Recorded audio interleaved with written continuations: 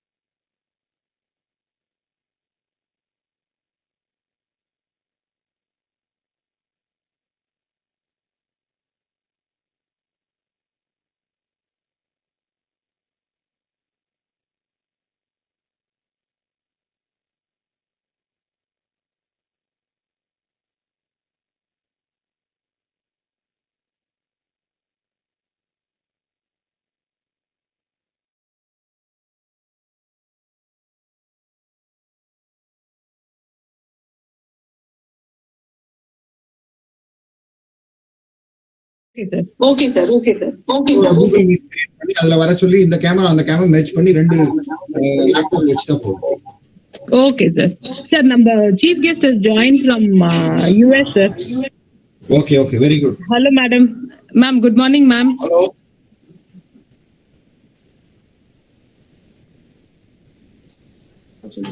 Dr. Sandhya, ma'am. Hello, ma'am. Hi, good morning. Dr. Sandhya, ma'am. Hello. We are very pleased to have you. Please meet our principal, Dr. Santosh Babu, sir. Yes, Namaste, welcome, madam. welcome, sir. Welcome, welcome. Thank you for the invitation. It's such a pleasure to join this conference. I don't know if you're aware, but I did my MPhil at DG VAISHNAV many years ago. Oh, which department, ma'am? Commerce department, sir. Commerce alumni. We have very good alumni, but we don't have a proper records with us. So that is a big setback for Vaishnav College. But we are not maintaining a proper record of alumni. Very happy to note that, madam. Yes. Thank you. I think which year? Which year? 95, 96. Oh, 95, 96. I joined in this institution only in 1997. Okay. So, but I had graduated just then I finished my MPhil. So, I think at that time, probably the principal was Dr. Tirvengadathan. Oh, okay. I think when we joined, he was the principal. Department chair was Professor N.K. Krishnamurthy. But he worked when I was joined at 1997. NK was there. I know sir. him. Very nice person. Padmanabhan, Vembu, all are there. Yes. Professor Vembu, Professor Santanam. Yes. My MPhil advisor, Professor Balasubramanian. It brought back a lot of memories for me. Very nice. Thank you. Thank you, Sandhya ma'am, for this warm greetings from you, and we are very happy that you have really made it up today. No, it's my pleasure. Again, Kolamal has been speaking to me about this for quite some time, and yes. Even before the pandemic, she had spoken about this, and here we are on a Google Meet, right? Not in person. we should want meet to up have it as a blended mode in the auditorium. It was rain here. Heavy rain is going on in Chennai. Yeah, I've been following. Tamil Nadu, it's raining. I've been following the news. It's pretty scary now. Yes. But we will manage. Always Chennai people will manage anything. So resilient. We are managing. Yes. Even our campus is surrounded by water. Inside the campus, lot of water. Oh my God. Okay. So we are managing. Yes. We are running the hostel. In the hostel, we have another around 150 students staying. Oh, wow. So we are providing food. Everything is going on. For the past 1 week, tight work is going on for me here in the institution.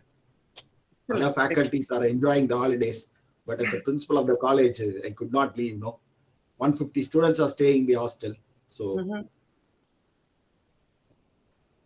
it's a tough situation, but as you say, one way or the other, people find a way to manage. That's it. We have a very good planning to manage the disaster. So that is the things we have learned due to past experience. I think if all is set, Kolamal, can we just proceed with it? Yes, we can start. Yeah, because I think Madam has joined. Kolamal, are we waiting for someone or shall we start? We can start. Yes, because we are already our group will be 85 members are there. Yeah. Okay, sir. Reminding me going on YouTube, no? Yes, sir. Live is going on the YouTube, sir. We are live streaming it, sir. Both it has been put on our college website, and the live stream has been sent to the participants also, sir. Very nice. Okay. Yes, sir. Thank you, sir. We will just connect and we'll start immediately. Thank you, ma'am. Thank you.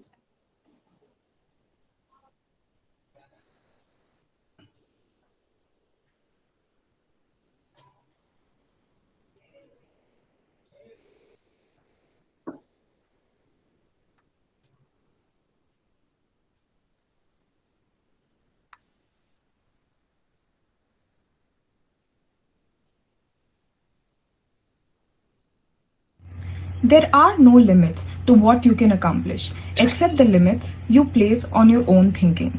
A very pleasant morning to one and all present here. I, Soumya, member of the Student Council, and Rakesh, Grievance Cell Head of the School of Management, DDGD Vaishnav College, would like to take pleasure in welcoming you all to the 4th International Conference on Reconciliation in Business Practices, Causes, Conflicts, and Control, the New Normal. The business world confronts unexpected changes throughout the life cycle of its operation, and its growth is often determined by how they perceive the changes and update the functional operations. When a company faces major disruptions in the market, it could fundamentally change the whole structure of the business. Adding on to that, stability is not just change, it is in fact the change that is most dangerous in a highly competitive world.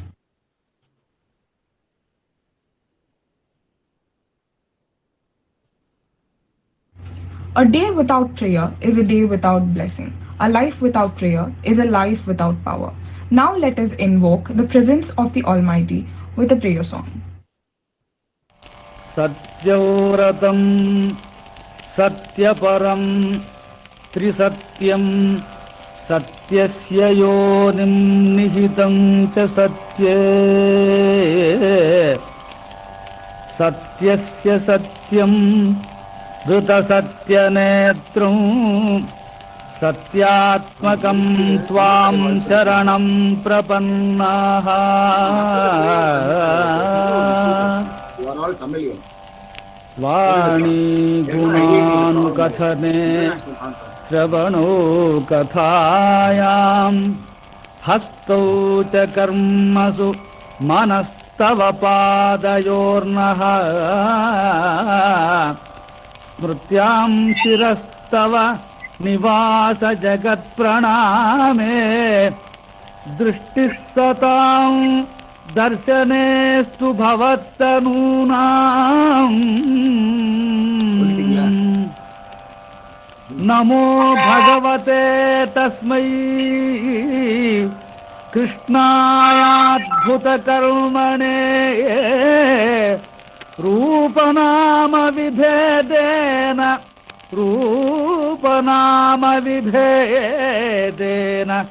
Jagat kridati yoyataha. Om Shanti Shanti Shanti. The prayer will be followed by Tamil Thai Valthu. Let us all stay tuned for the Tamil Thai Valthu, which will be played shortly.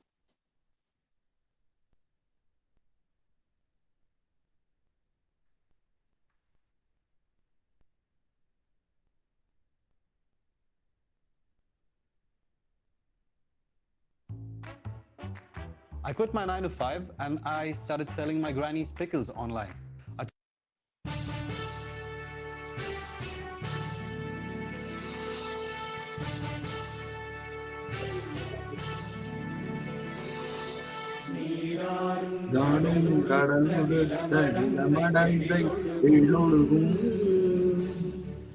சீராரும் பதனமென திகழ்வரத கண்டமிகு எக்கணமும் அதில் சிறந்த திராவிடர் திருநாடும் தக்க சிறு பிறை முதலும் தரித்தனரும் திலகமுமே அத்திலக வாசனை போல் அனைத்துலகும் இன்பமுற எத்திசையும் புகழ் மணக்க இருந்த பெரும் தமிழனங்கே தமிழனங்கே உன் சீரிழமை திறந்தியந்து செயல் மறந்து வாழ்த்துதுமே வாழ்த்துதுமே வாழ்த்துதுமே.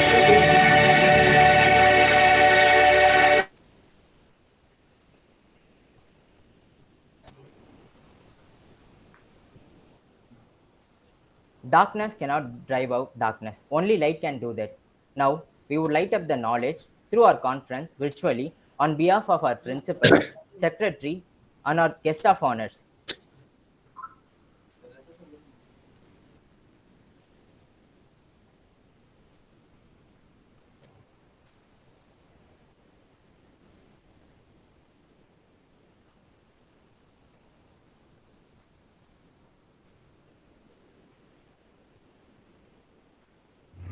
There are तव पादयुद्धकर्मणे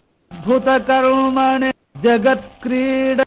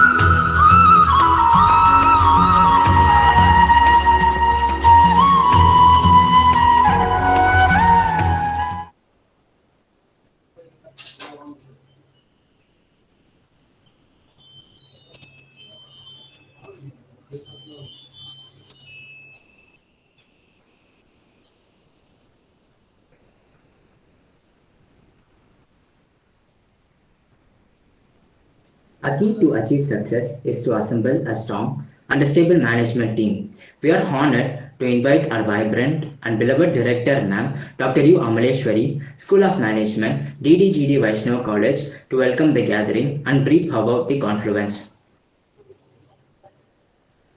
Thank you, Rakesh. Thank you all delegates who have joined us for the meet. And we School of Management, DDGD Vaishnav College, take pride in hosting the 2 days virtual international conference on the theme Reconciliation in Business Practices, Causes, Conflicts and Control during the New Normal on 29th and 30th of November 2021.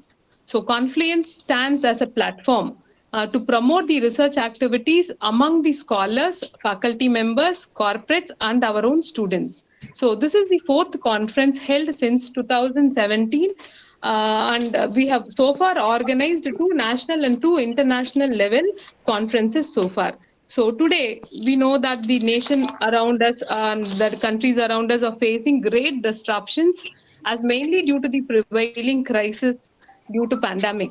So business organizations are no exceptions where many companies face major disruptions in its own functioning. So one that could fundamentally change the business is always constant. So the way we manage and we perceive the disruption influences how we also describe the rest of our functioning. So this conference theme has been specially designed to look into the survivals after disruptions. Hope we have not come over the disruptions yet. So I hope this platform paves a very, very important role for many researchers to happen in this area of overcoming the disruptive practices, and the businesses are still functioning with so much of victory and valor. So I put my hands together in welcoming all the delegates, research scholars, academicians, and our principal secretary and our beloved Sandhya ma'am, who has joined in spite of the difficult schedules that she has been going through on her busy schedules. So I hope this is going to be a very great day, and I welcome you all once again for this intellectual gathering. Thank you.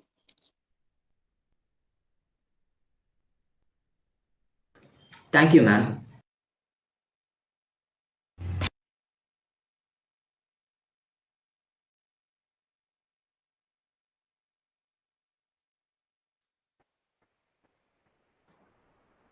Leadership is the ability to get extraordinary achievement from ordinary people. We are privileged to invite our respected principal, Captain Dr. S. Santosh Babu, who is the pillar and support system of DDGD Vaishnava College. He is the member of Board of Studies in several autonomous colleges and designed the curriculum of undergraduate and postgraduate programs. He has published more than 100 papers in journals and conferences. Furthermore, he has produced 38 PhD scholars in the field of computer science. I would now request our Honorable Principal to address the gathering.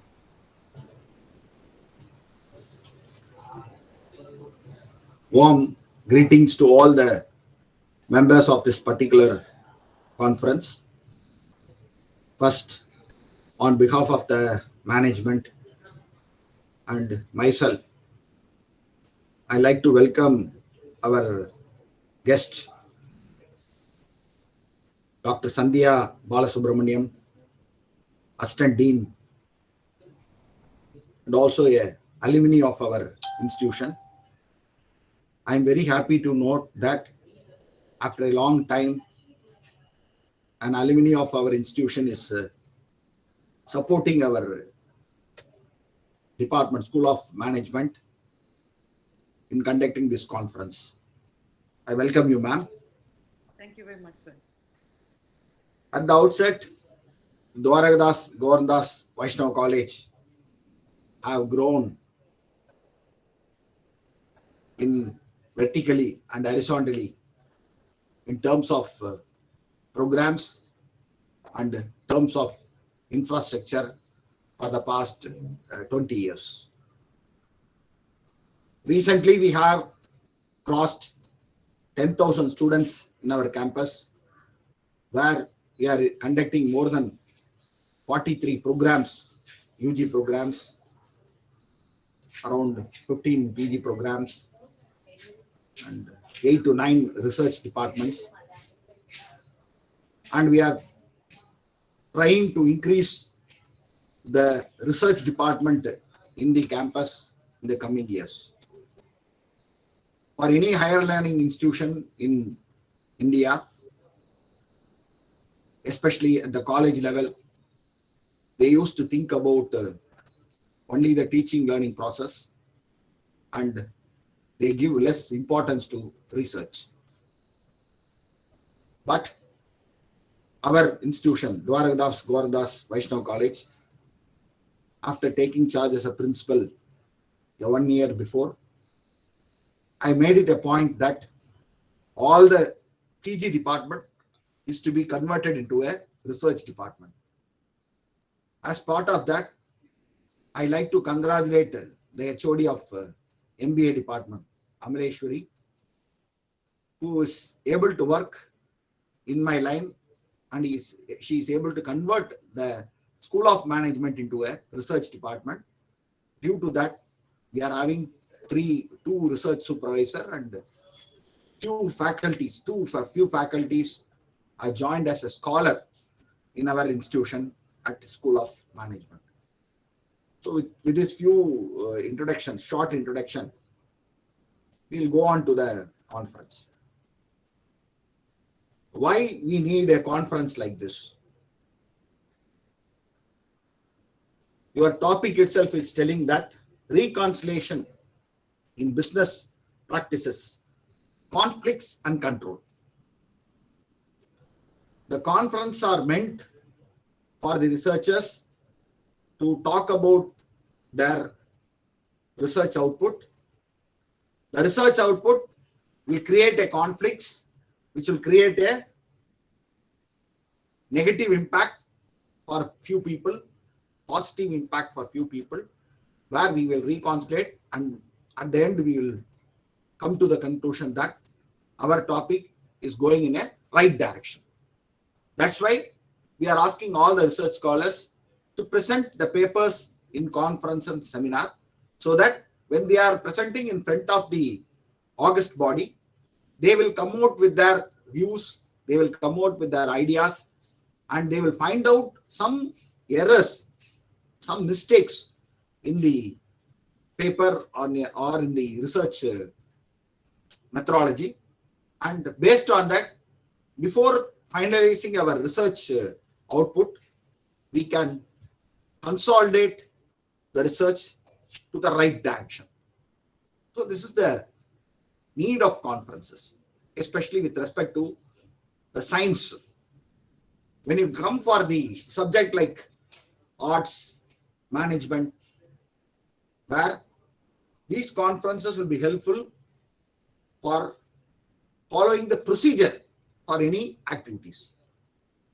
Due to COVID, almost all business people are moving towards loss, and a few people have earned more because of their new ideas and because of their new ventures, especially with respect to hospital industries, pharma industries, and the food industries. They have gained a lot. The manufacturing industries, electronics industries, they are not able to sustain. But after the post-COVID, when we want to look back our production in electronics, but they are not able to give a supply according to the demand. This is the present scenario. Even today, if I want to update 100 computers for my institution, it will take 2 months, 3 months to deliver a product. So this is the present scenario. How to overcome that? So this deliberation, where we have a practices in business. The practice of business varies according to the situation. All practice will not give you a result. Based on the situation, based on the environment, we have to have a business practice. That's why in olden days, you know very well that there is no money changes. There is only a product change, interchange. Adadu pandamatu murai no. Where we used to give rice and we will collect some vessels. Where we used to give gold, we will collect something. This is the methodology we used to have.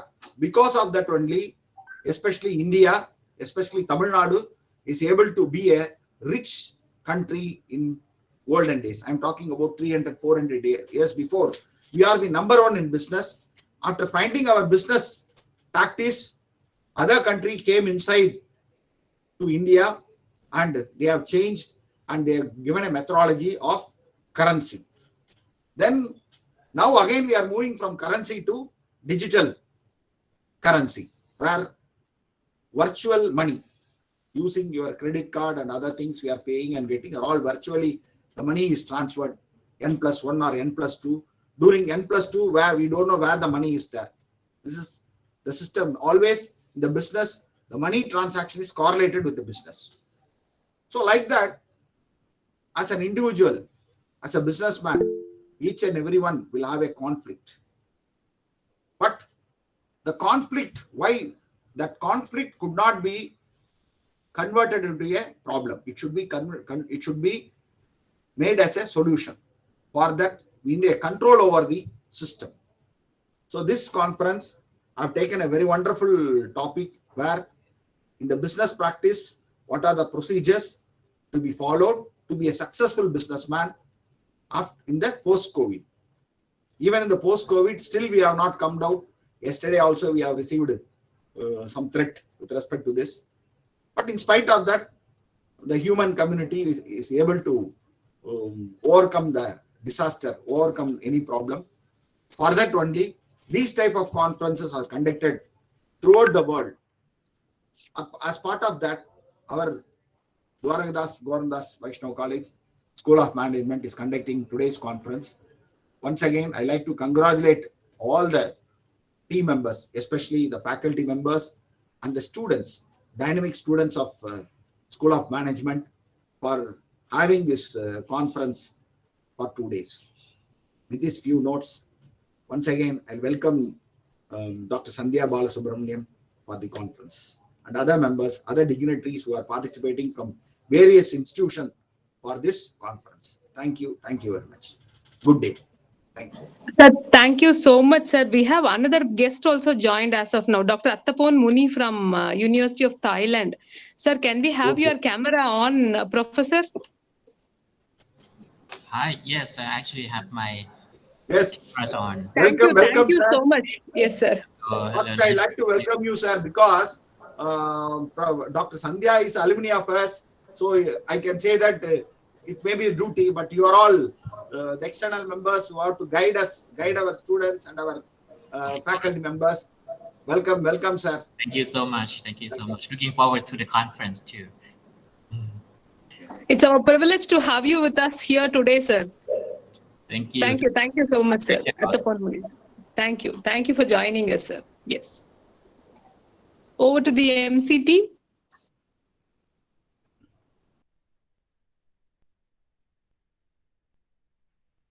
Thank you, sir. Every thought you produce, anything you say, any action you do, bears your signature. We take immense pleasure in inviting our most respected secretary, the lifeblood of DDGD Vaishnav College, Sri Ashok Kumar Mundraji, to address the gathering. Thank you, sir. A smile is no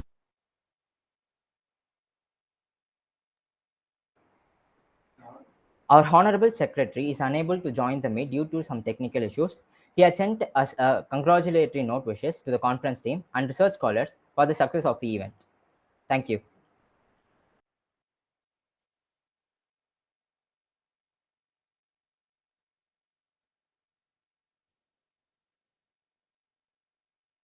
College to welcome our guest, Dr. Sandhya Balasubramanian.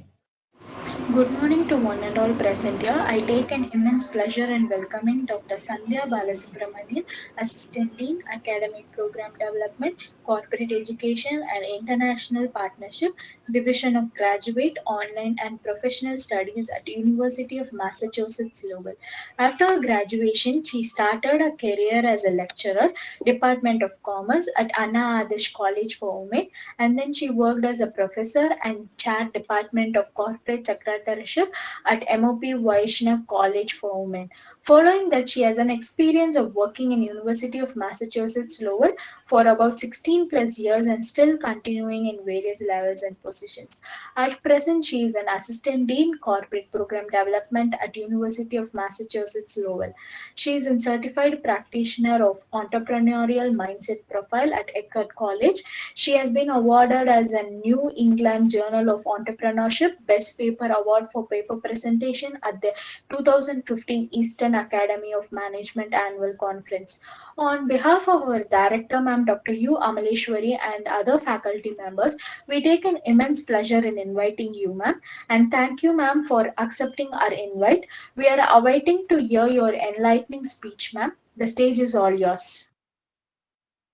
Thank you very much. Can I present I have a few slides just as props for people to go along with the speech. So let me pull up my slide. Akash, kindly access ma'am's screen to be shared. Yeah, I think this should work. Yes, ma'am. Yes, ma'am. I think they would have given you the permission to share. Yeah. Yes. Okay. Not too fancy, but I just thought it's important for all of them. It's a digital environment, so it's always good to have a visual aid to go with this. Is there an issue? Are you able to see the screen? Yes, ma'am. Okay. All right. So yeah, ma'am. It is visible. Your screen is visible. Okay. Thank you very much. Good morning, everybody, and vanakkam to everybody in Chennai. I am from Chennai, so I take pleasure in joining all the Chennaiites. I know you're in the midst of a big gush of water that's going through Chennai right now, but please stay safe. Again, thank you very much for the opportunity to join this conference. As a proud alumnus of what I'm used to saying DG Vaishnav College, so I'm apologies if I'm not saying it in the correct abbreviation right now, but it gives me great pleasure to join all of you today as part of the inaugural ceremony of Confluence 2021. It's such a great honor to share the digital platform alongside the management members and the principal, Captain Babu, Department Chair Amaleshwari, Dr. Amaleshwari, and Dr. Kolamal. I'm proud to say she is my student from when I was teaching at MOP Vaishnav, a great student at that time, and I'm sure she's continuing to produce good results for DG Vaishnav as well. And I also want to say hello and welcome to my good friend, Dr. Mumi, who accepted our invitation to join and continue this conversation as you move forward. Hi, Dr. Mumi, it's great to see you today. In many ways, this is such a wonderful homecoming, though virtually. It brings back such great memories for me of my MPhil journey back in 95, 96.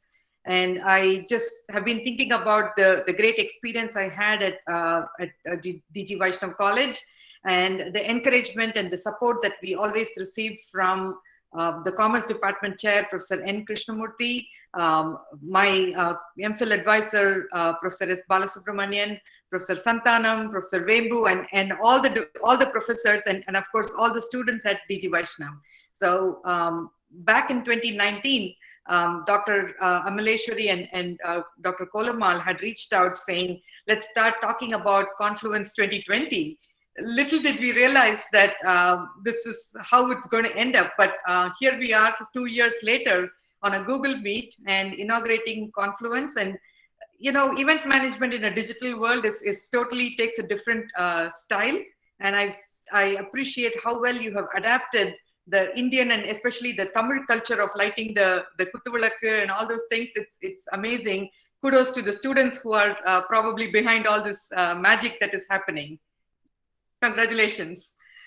Well, with that, I should probably say the COVID-19 pandemic, I hesitate to start with such a negative connotation, but I'm hoping that we will put that behind and in line with the topic of the conference. Our goal is probably going to look in the rear view so that we can understand what this pandemic has done to us and how we can move forward. So it has shaken up the global economy and it has disrupted the way in which we live, work, and conduct business. All of us, including our leaders, have kind of scrambled to kind of keep pace with what is happening around us. And when you talk about an exogenous shock of this kind, it takes a lot of time for people to assimilate and process the shock, right? And as we manage the ongoing fallout, we all initially first struggled with processing and we all jumped into this resource mindfulness. I'm sure all of you would have read about the famous shortage of everybody running to buy toilet paper and the toilet paper shortage that happened. People were worried about their resource availability. So they all jumped into action, and guess what happened? They broke all the supply chains that were ever available in the global economy. Moving on from that, people started looking internally and started harnessing the power of frugality. In India, it's a very, very common name, Jugad innovation, right? And I'm sure most of the students of management and all the attendees are very familiar with the different stories ways in which people have harnessed the power of frugality. And then as we continue to live through the pandemic, people started looking at ways in which they could emotionally support each other. And this is a very, very important aspect which will probably stay with us for a long, long time, the emotional support that we need to provide to everyone. So as we move forward, at the macro level, many businesses still struggle with the immediate effect of the COVID pandemic, its purpose, and this is why we need strategy, not just to look at what is happening to us right now, but to look at the longer term and to look at a time after the crisis and what is going to happen to us beyond the crisis. And when you look at things at the macro level, I'm just probably bringing a sense of bringing everybody at the same benchmark. For the students who are still learning all the business terms, macro level is looking at a much bigger picture at the organization level. And when you talk about strategy, it is less a matter of responding to the particulars of the crisis, but more a matter of preparing for a robust future. And some of the most obvious trends that are happening around us is the advancement of digitalization. It is not like we didn't live in a world where there was no digital media, but the spark that hit us was, it has just blown it totally out of proportion, right? From how we go into our classrooms right now for teaching students, how we are attending the conference, to the way business is done. Look at how much of global business travel has been shaken because of digitalization right now. COVID pandemic has created the need for us to enhance and advance the whole concept of digitalization. As we move further, and this is something that's going to stay with us for decades to come. And another trend that we're already witnessing for a number of years is an increased focus on responsibility, sustainability, and transparency in business. And not just within the organization across the levels, but also to its consumers, right? And that is a very, very important concept of how you're bringing those stakeholders into the whole conversation about transparency. Until COVID-19, only few organizations taught systematically about resilience. And after COVID-19, I think resilience is one of the most common words that everybody uses. And the primary focus in business was, and it still is, on efficiency in its various forms. They're thinking about cost cutting, they're talking about lean, talking about profit maximization, growth, and so on. But all this in the light of living through an exogenous shock is something that is very, very difficult. So resilience is emerging as one of the key trends across the globe. And the most important thing, and this is something that I'm very passionate about saying, when you're talking macro level, it is not just an organization. It is not their organizations are not monolithic blocks that have a mind of their own. We all know that organizations are what they are primarily because of the people that it is made of, right? And that is why the fourth trend that is emerging, and the Dutch word for this is Wengerwegschap, and I'm not probably saying it right. It's like probably a British person saying Vanakkam, but what it essentially means in common English is good employership, that an employer behaves in a manner that they are taking good care of their employees and they are offering good working conditions in which they will flourish and feel good. That's very, very critical to every organization. So when we talk about micro trends, right? Micro trends actually takes the conversation from out of the bucket of talking at the organization as a single block, and actually putting power in the hands of the people. And when you say power, power lies in the teamwork. And when you look at an organization, dissect it in whether vertically or horizontally, what you will see is levels and levels of layers within the organization. You have the top management, you have the middle management, and the frontline employees, who are all critical to the success of the organization. And one of the challenges that COVID-19 has brought to us is this big fragmentation that has happened because of hybrid work, because of how the world has been disrupted. As we continue to rebuild the fragmentation that has occurred, one of the very, very critical aspects that has been disrupted, we have to acknowledge that right out of the gate, work-life balance, right? Back in the day, we all used to come into work and you had a block of time that you dedicated towards being in the organization, think about work, do your business calls, go home. Some ways there was a partitioning that was happening between our work and life. Now that we are all in front of our home computers and talking over this and texting over the phone, whether it is your boss or your subordinate, the work-life balance has gone totally out of proportion. And it behooves us to kind of create a sense of normalcy that's absolutely important for all of us to live for.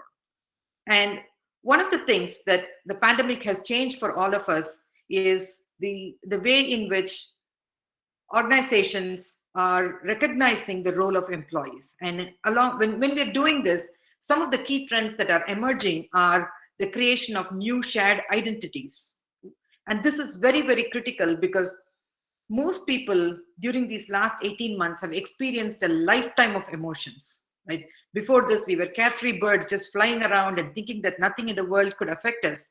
And just by the snap of a finger, life around us has changed. People have gone through so many different types of losses, and that has changed their values, their priorities, and they have shifted in ways that can never go back to what it was on March 15th, 2022. I'm just picking a random date. Some people's lives might have been affected totally differently. So leaders should focus on facilitating opportunities for intentional bridge building, especially because the world of work has become a hybrid and a remote world of work. That intentional bridge building and recognizing the commonalities among our superheroes who exist in our teams. Look at the success of this particular conference, right? And though most of them have turned their screens off, the students are the power behind how efficiently the conference is happening, and that intentional outreach to each one of them and to say, kudos, you did such a great job. Recognizing that teamwork, building that solidarity is very, very important. Another very, very important aspect of how we are, what kind of emerging micro trend is happening is leadership building. Back in the day, it was only the top rung leaders who kept getting these opportunities to become more and more adept with the tech strategies and different types of training opportunities. But again, the pandemic has shown us how uncertain life is. There are so many organizations that have lost its most efficient leaders, either to the pandemic itself or because of how the world disrupted their business. The leaders had to be laid off. Jobs have reassigned. So there is a very critical need to start building leadership at every level of the organization, especially in a cohort fashion and in a cross-functional fashion, right? And to do all these things, what is required is a lot of calibration.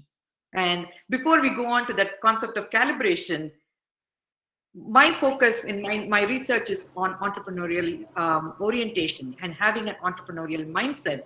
And right now I'm prescribing that as the magic pill for all the troubles, right? If you have an entrepreneurial mindset, what it allows you is the different domains of having an entrepreneurial mindset with its future orientation, its flexibility and adaptability is going to allow us to kind of jump, get some kind of a shock absorber on our feet so that we can stop, think, pause, look at the future instead of reflecting on the past and then just keep making forward strides. And adopting an entrepreneurial mindset will give us the conviction that we have to move on. Over the next 2 days, I saw the list of authors and the topics. I feel like you're going to be sharing so many of your ideas and research findings, and I hope that we all can commit towards connecting our thoughts and action in a meaningful way. And as we move into 2022, let us accept that there is an opportunity to recalibrate, refresh, and reinvent ourselves by acknowledging the most important relationships in our organizations, the people, the power behind that. So even though this whole conference is all about organizations and how we are going to reconcile, in my humble opinion, I think reconciliation starts with recalibrating to understand where we were in 2020 and where we are going to start 2022.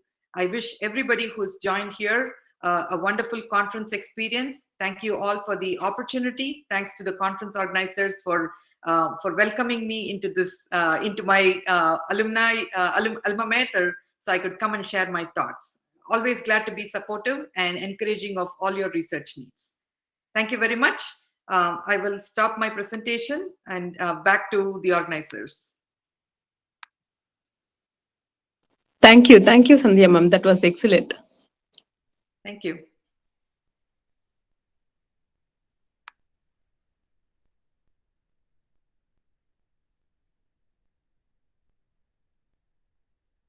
Thank you, ma'am. We have with us Ms. Sanjana, Student Council Member, School of Management, DDGD Vaishnav College, to introduce our guest, Dr. Attappan Mummy. Good day, children present here.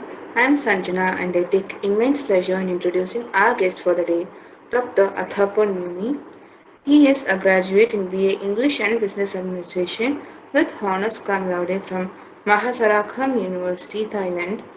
He holds an MBA in Innovation and Technology Management from Ritsumeikan Asia Pacific University, Japan, and a PhD in Business Administration with specialization in entrepreneurship from University of Massachusetts, USA.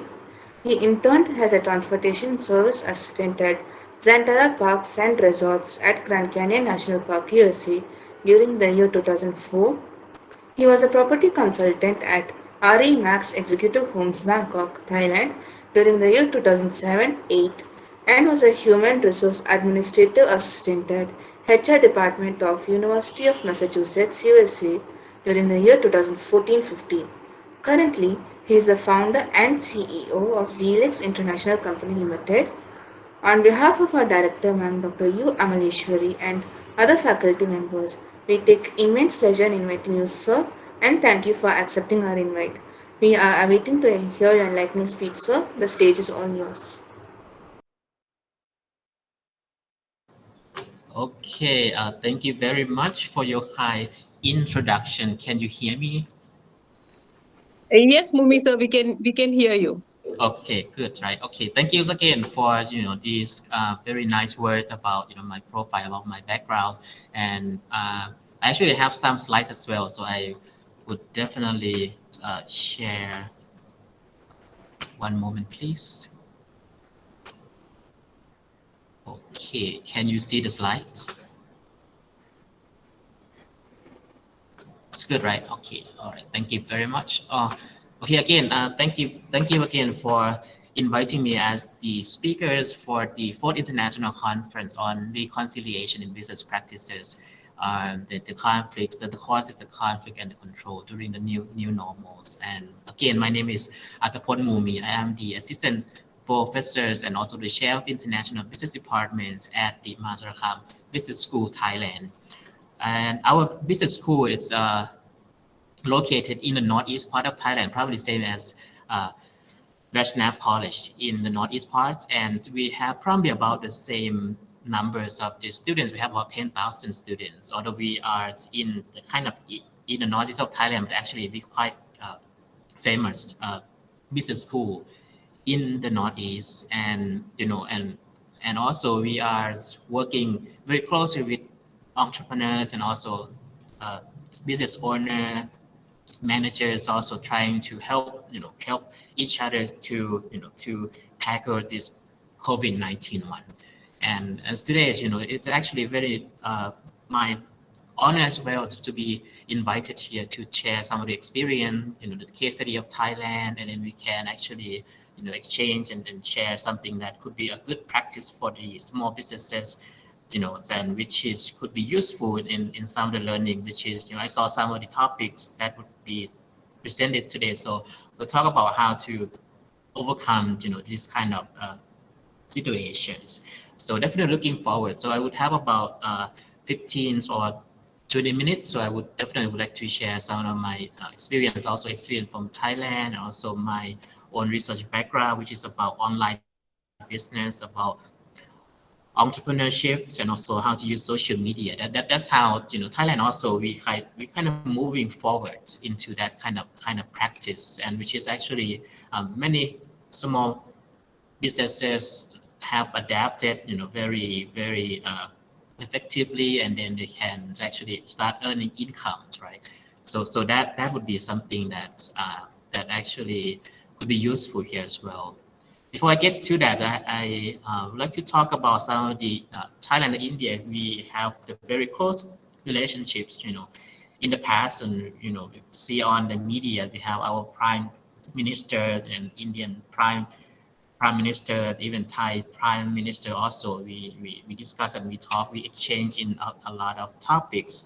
We have this, we also have a relationship in Buddhism, which is, Thai people also go to India a lot because they want to explore the origins, of our religions. And also for the educations, also we have a lot of Thai people also go to India and also study English, and also the same apply to like trading, entertainment. We actually import a lot of Indian films, which is Indian dramas, Indian series, and we loved it how you guys interact, and also how you guys tell the stories, political, tourism, and those are things that why actually our culture is kind of similar. We have very similar cultures, we have a similar style of living, and probably just that also why Thailand and India also can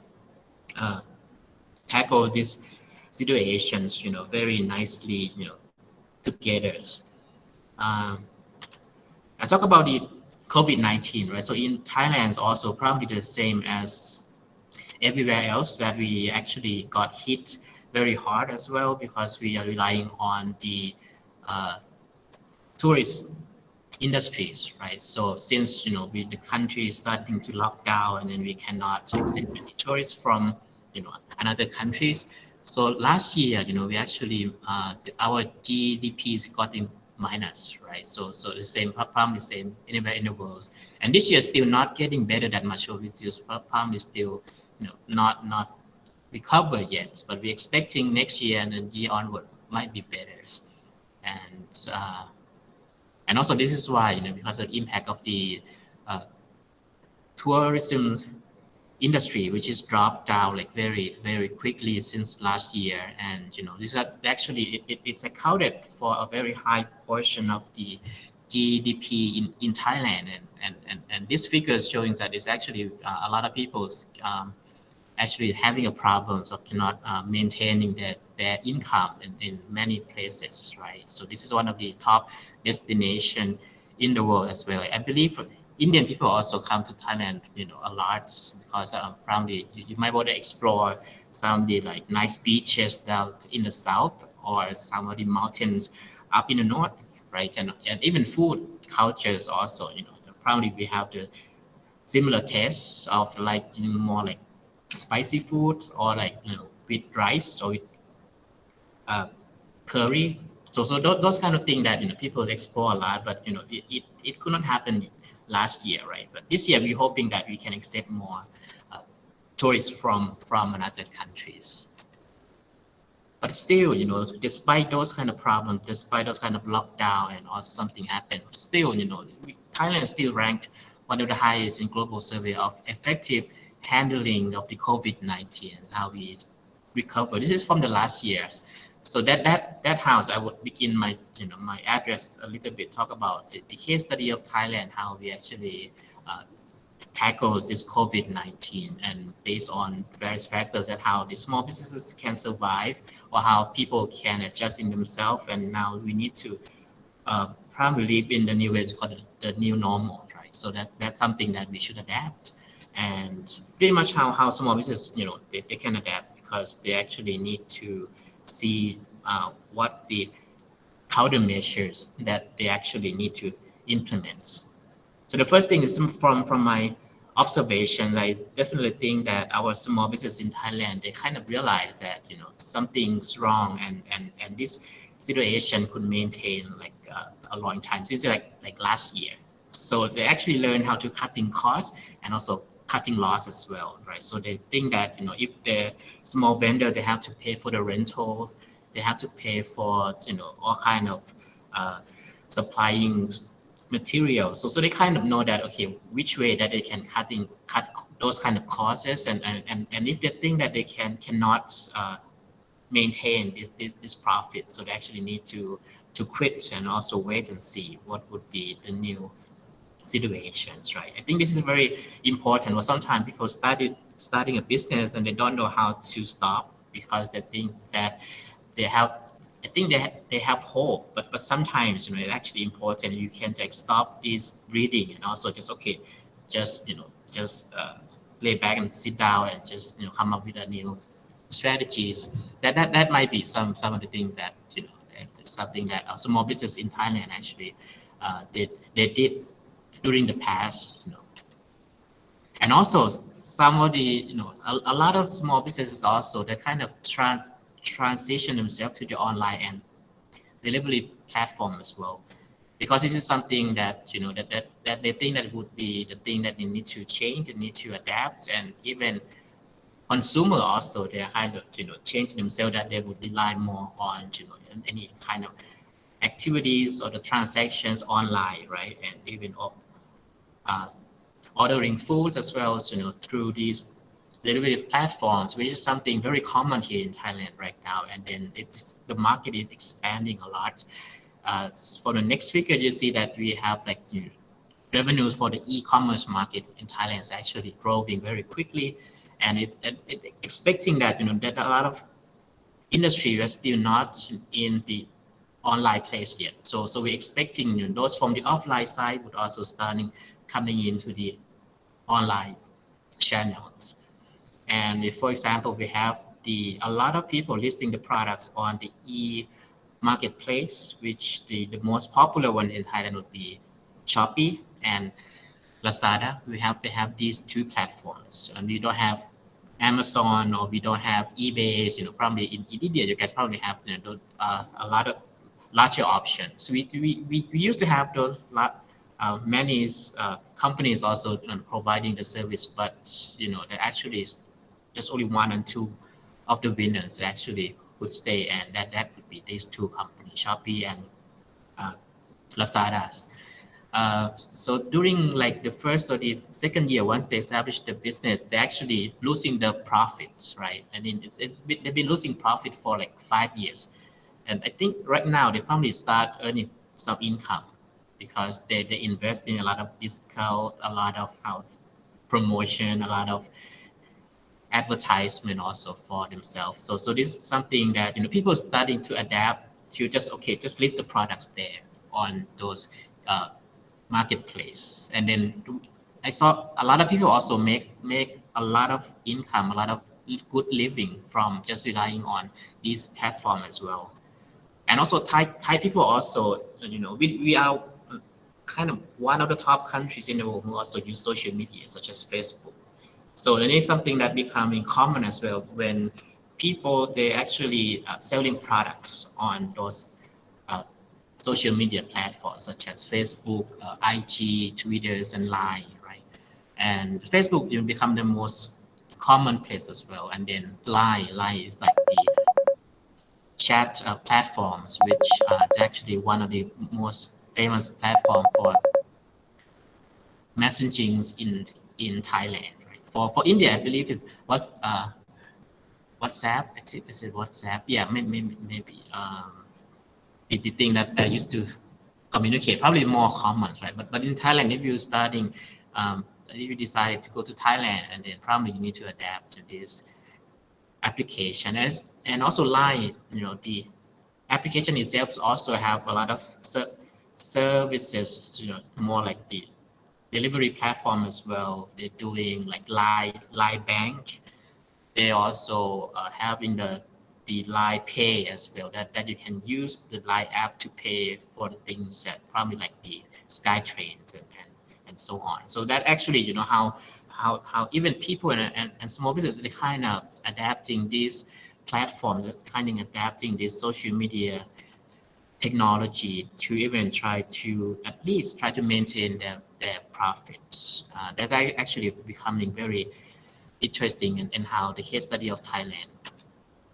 Another thing is that people become being online entrepreneurs. The case study of the millionaire online entrepreneurs, you call her Pim Ripai. She's very famous in Thailand, and you guys probably have heard. She just do the live stream selling, all the products she has. She probably have more than 5,000 products in her warehouse, and then she just doing the live stream shows, and then she earned a lot of money each time that she do the live stream. Probably about 10 to 20,000 people's watching, and then once they order something, they put just it's common for Thailand. They put an F, which means confirms of buying, right? So they just put an F on the chats during the live show, and then you have a system that kind of track those kind of things. This is like one of the successful case study, but I realize also a lot of people start doing this. Even college students, even entrepreneurs, or sometimes they have their existing products, or they have the products that they made, and then usually they selling through like department store. So they actually have their own Facebook presence and Facebook page, and then they just do the live stream, and then also with a lot of discount, and then they earn a lot of attention as well from the audience. So this is very another case study, and also since the growing of the e-commerce in Thailand that stimulated by the COVID-19, so we have found the first unicorn. So the first unicorn in Thailand come from the transportation industry, because the people need to ship the products, right? They ship the product. They want to get the products fast, and during that time, our post office is actually not as good. So we have the company called Flash Express, invented by Thai people, and they realize how actually they have to keep the low cost and actually have some new business model that become the unicorn, the first one in Thailand. So that's something, I think it's something start growing a lot. This is the case study that how the small business adapt themselves as well.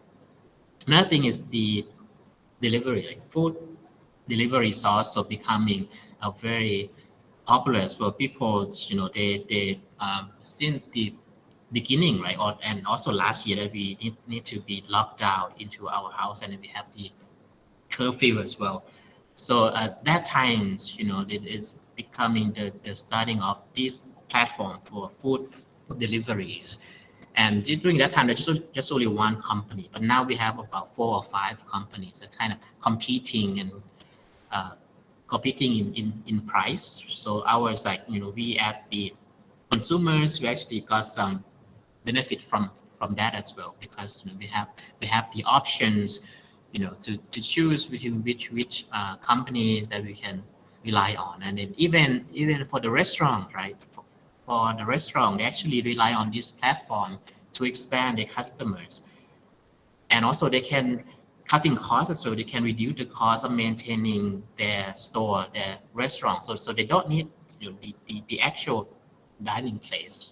We have the concept. I think the concept is kind of similar. It's called the cloud kitchen. So something becoming very popular in Thailand right now. People can start their own restaurant without having any dining area. So they can just use their house as the home kitchen, and they just like sign up with those kind of delivery platforms. Like we have GrabFood, we have Food Panda, we have Line Man Food, and we have.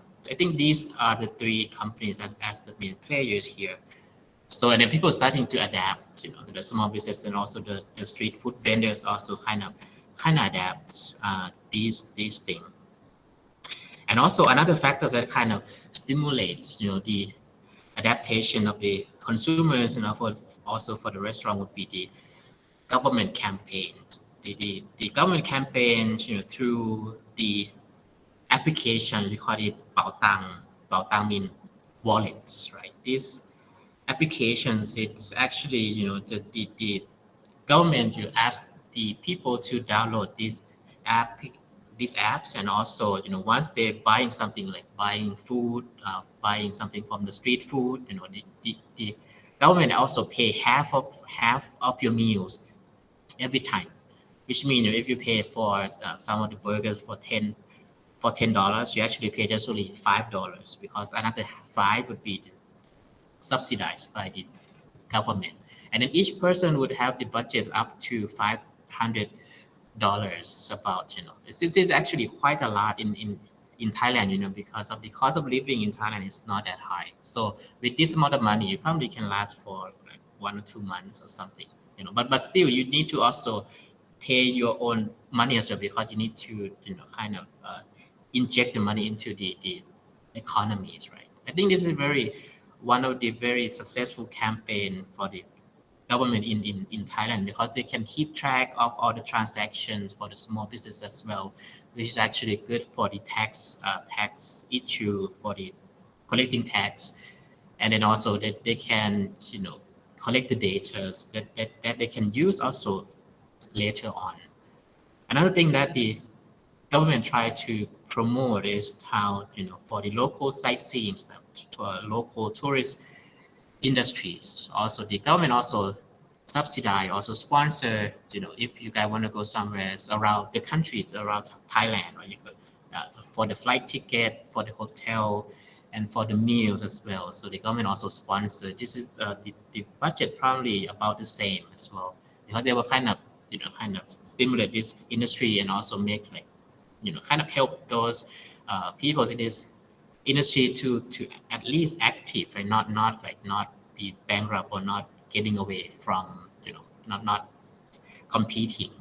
So that's also some of the 2 projects that kind of help the small businesses, and the small businesses also kind of adapt to this campaign, and also they're probably creating a different strategies. They probably have some discount add on to this kind of strategy, this kind of campaign also, which I think, some way they actually can make some living even better than before the COVID-19.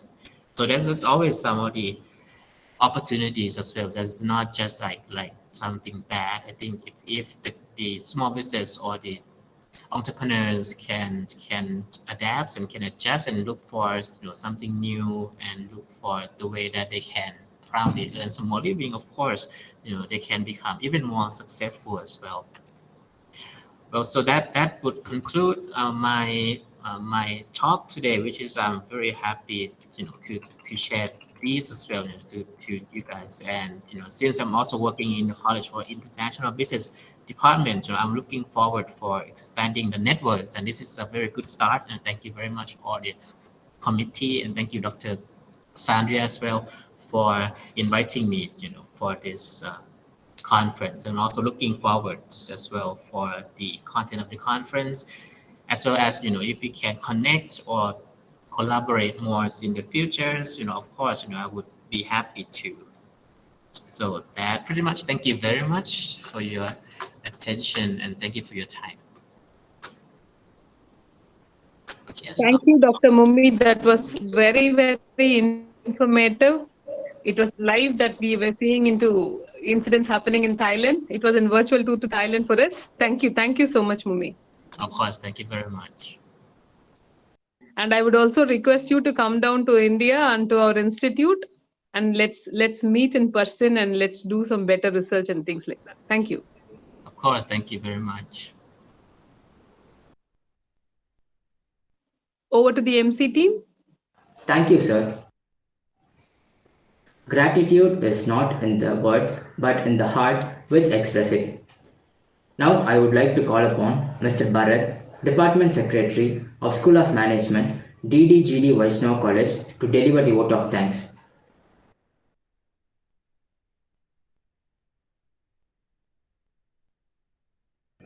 Thanksgiving is a time of togetherness and gratitude. With the words of Hamilton, I would like to convey my gratitude to Dr. Sandhya Balasubramanian and Dr. Ethopin Mupi for accepting our invitation and gracing these occasions with their presence, and for the thought-provoking speech.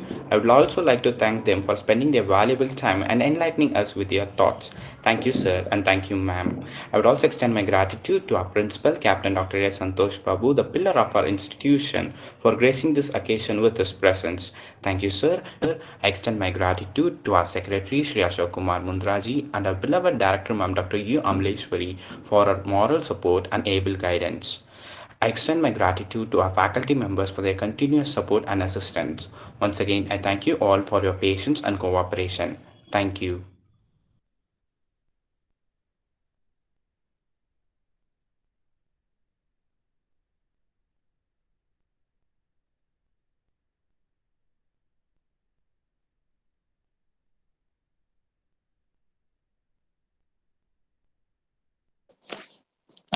And thank you, delegates, from my side. Thanks for your joining us in the virtual conference. I hope the afternoon session will start by 1 o'clock, where the presentations will happen, and Dr. Nishan Dubey and his team will join us for evaluating the research presentations. And thank you. The same has been live streamed in YouTube. If somebody has missed that out, and those who have joined very recently, can please visit School of Management YouTube, and then you can have and watch of the event what has happened from the morning. Thank you, everyone. Over to the MC team, Rakesh. Thank you. Thank you. Thank you. Thank you, ma'am. Thank you. Rakesh, is the event done? Yeah. Yes, ma'am. Yeah, thank you. Thank you. Kindly please share the Google form for the attendance for today's session, and also please, yeah. Okay, and kindly also share the YouTube link to them, so that people who have joined very recently can also go and have a look at it. Thank you. And please